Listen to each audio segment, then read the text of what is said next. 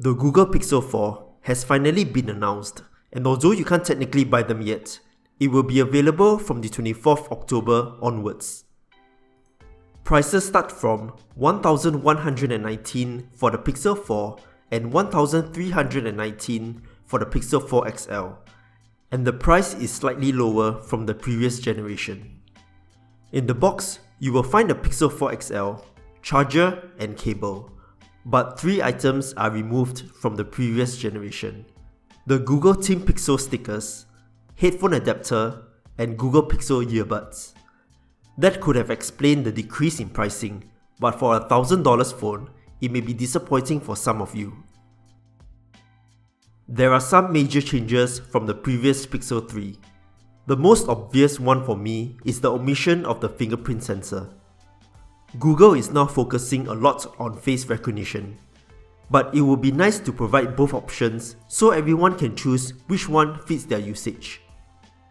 The sides are now frosted, which provides some grip, and the two-tone look is gone, replaced with a full soft touch glass back, which is super slippery.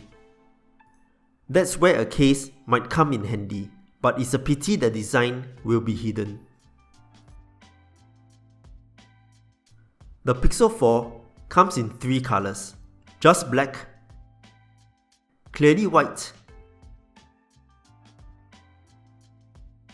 and the new limited edition also orange, which I like the best. The notch is gone, but the top bezel contains the selfie camera, face recognition sensor, and a tiny radar. This radar powers motion sense that allows you to use your hand gestures to skip songs or silence alarms. Although there are limited use cases for motion sense right now, I was told more functionality will be developed in the future.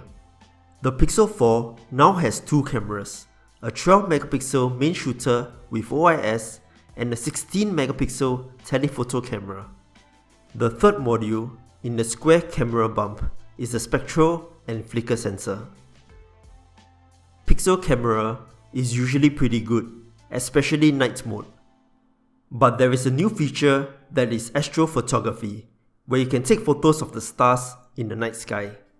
I'm pretty excited to try this, although I wonder how it fares in a light polluted city. That's all for this unboxing video. Stay tuned for the full review coming up soon. Be sure to subscribe so you don't miss it. Thanks for watching and see you guys in the next one.